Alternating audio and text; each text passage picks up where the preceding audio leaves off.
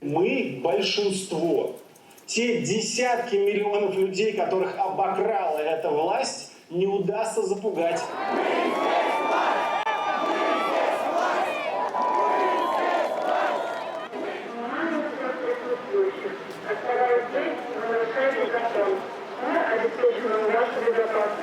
Что вы делаете?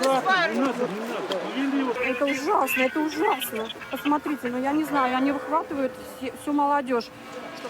On Sunday, all over Russia, tens of thousands gathered to demand Alexei Navalny's release and Vladimir Putin's resignation.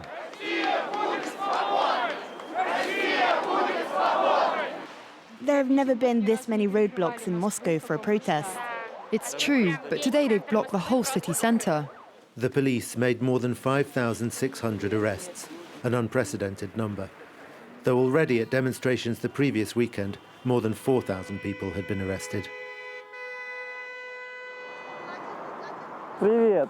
Как у тебя дела? А где Паша? Южный Буту, а тебя на 10 суток сюда. А ты знаешь, там мест нет? This is Anya. She took part in an action in defense of political prisoners and got sentenced to 10 days in jail. 10 суток ареста. They didn't have enough space in the cells, so I spent 2 days at the police station, and now we're waiting. In front of this prison in Moscow, 4 days after the first big protests against Navalny's detention, Alexander and other volunteers are trying to help protesters who've been given short jail terms. I managed to photograph the police bus parked on the site of this prison. 17 people are being held inside of it. It's very cold outside and the bus is not heated. They've had no food for more than 12 hours. Смотрите, в списках задержанных, которые в автозаке сидят, и его нету. Many family members do not know where their loved ones are being held. Одного мы вообще не знаем. Одного держат уже более суток, катают, но Да, вчера вечером увезли, до сих пор никуда не привезли. Просто такое огромное количество людей. There have never been so many people sentenced in such a short time. That's why the prisons have run out of space for them. After the first protests, more than 150 people were sentenced to up to 15 days in prison in Moscow alone. Others risked tougher penalties. Criminal investigations are ongoing, with charges carrying jail sentences of up to 10 years. The authorities are targeting protesters, activists, journalists, and Navalny's collaborators and relatives, who've been arrested one after the other. All over the world, people are allowed to express their opinion in the street, but not here. People who go out to demonstrate are treated as extremists.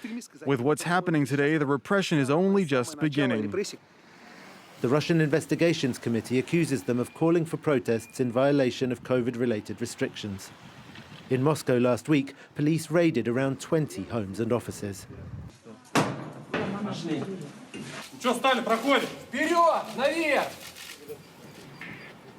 The aim of all this is to scare us, to say, look, we went to their place, we could come to yours. But they won't be able to scare everybody. When he came back to Russia, Navalny said, I'm not afraid, you don't be afraid either. And I say, Navalny's not afraid, I'm not afraid. A little earlier that evening, police had searched the offices of Navalny's anti-corruption foundation and the studios of his YouTube channel. They always break everything, but yesterday they didn't have any difficulty opening the door, yet you see here how they tried to rip it off. The following morning, Alexandra, the producer of Navalny's YouTube channel, came to work as usual. Лёш, тебе еще сколько времени нужно? Давай я сяду, может быть. I think that right now it's important to explain why people are coming out to demonstrate. It's not just because they support Alexei Navalny.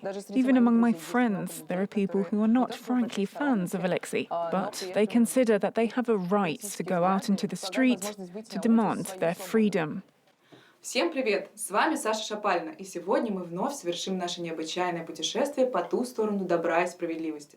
Navalny's team is not just 5 people, it's a huge number of supporters and volunteers. How many people's places are they going to raid? 1,000? Their prisons are already full. What are they going to do with us all? Following Alexei Navalny's example, thousands of Russians are risking their freedom to protest against Vladimir Putin's regime. The question is, how long will their courage last? That's today's Focus report from our team there in Russia.